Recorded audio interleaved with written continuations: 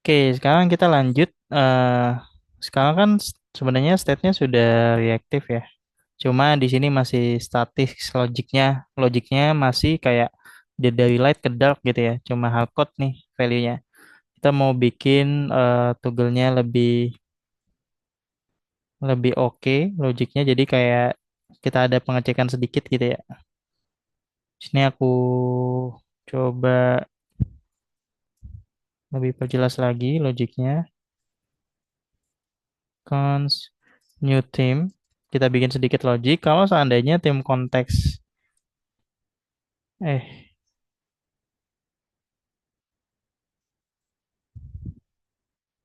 kalau seandainya tim konteksnya itu eh timnya itu lagi light gitu ya.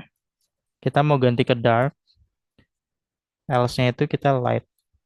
Jadi kita mau ngeset dia sebagai toggle tim ya. Gonta-ganti aja gitu dari dark ke light, light ke dark.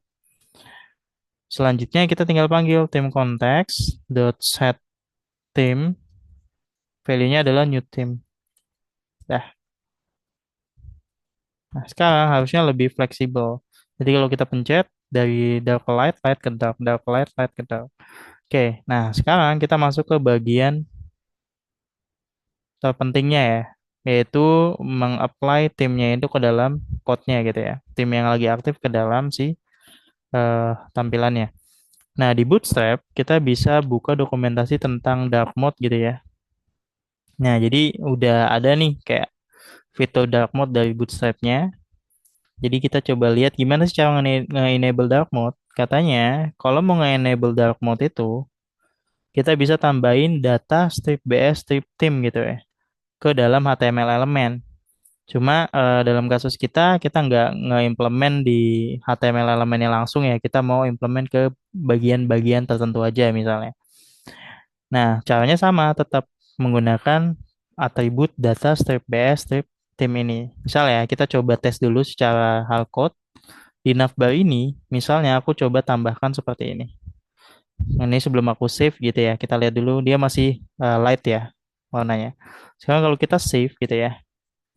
Nah, dia langsung ganti jadi dark karena si Bootstrap tahu bahwa oke, ternyata dia mau pakai tema yang dark gitu. Jadi di sini udah bisa nih gitu ya menggunakan tema dark. Berarti gimana caranya supaya dia reaktif sesuai dengan konteks nilai tema yang ada di konteks kita gitu ya. Berarti teman-teman bisa ganti darknya ini menjadi tim konteks dot dot dark dot tim ya. Kita mau ambil tema yang lagi aktifnya gitu ya. Nah, sekarang harusnya dia bakal reaktif. Ketika kita pencet tombol ini, maka value dari state timnya itu jadi light. Navbarnya harusnya juga jadi light. Kita coba. Nah, jadi light ya. Ketika kita pencet lagi dia akan jadi dark, maka database timnya ini otomatis jadi dark juga sehingga navbarnya Bootstrap bakal jadi dark mode. Nah, sekarang udah berjalan dengan baik. Misalnya kita juga mau terapkan eh, di app.jsx deh, misalnya di listnya gitu ya. Nah, ini kan ada listnya nih. Eh, ke delete. Nah, ini juga sama. Kita tinggal paste data BS tim. Temanya apa?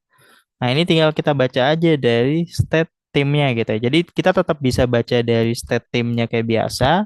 Tapi kalau di kasus misalnya butuhnya di anaknya gitu ya, di anak komponennya yang membutuhkan data timnya, kita tinggal pakai atau baca dari use context. Jadi fleksibel aja baca state-nya. Kalau di file yang sama sih, mending bacanya langsung dari si state-nya gitu ya.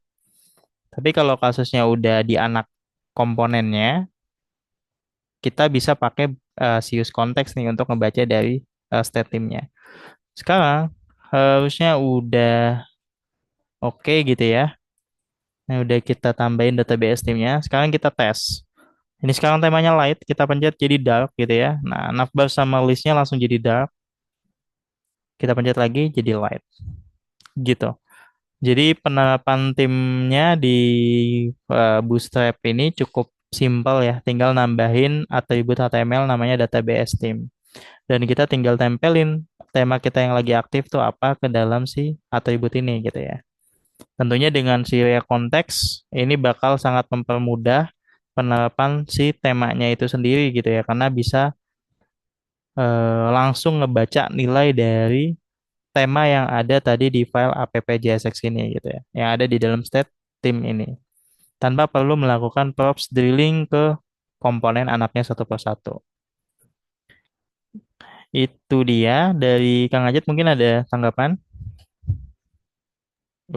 Dari aku cukup sih. Berarti sangat membantu ya konteks ini ya ketika kita mau berbagi state antar komponen ya. Jadi Hmm. yang tadinya harus prop drilling tanpa konteks dengan konteks tuh ya kapanpun kita butuh di komponen manapun kita tinggal panggil use contact gitu kan untuk mengambil value yang mau kita consume gitu ya Pak. Betul. Jadi kita bisa lebih efisien dalam membagikan data yang kita punya. Tidak perlu menggunakan Ya, props drilling. Oke, thank you. Nah, terus use case konteks ini apa sih selain tema gitu? Tentunya ada banyak banget ya yang teman-teman bisa terapin. Salah satunya tadi tema. Nah, mungkin contoh lain yang mungkin bisa kita terapin tuh kalau teman-teman bikin ini ya. Coba saya, bentar, saya buka window baru dulu deh. Nah, ini saya buka toko Pak Edi dulu ya. Jadi misalnya teman-teman bikin suatu aplikasi e-commerce contohnya kayak gini. Waduh, misalnya Wooden. Nah, di aplikasi e-commerce ini kan ada biasanya tombol add to cart gitu ya. Nah, tombol pencetan add to cart-nya kan di bagian ini gitu ya. Tapi yang biasanya kita lihat itu ketika kita berhasil mencet add to cart, nah teman-teman bisa lihat di navbar ini langsung berubah gitu ya. Shopping cart-nya langsung ada angka satu gitu ya.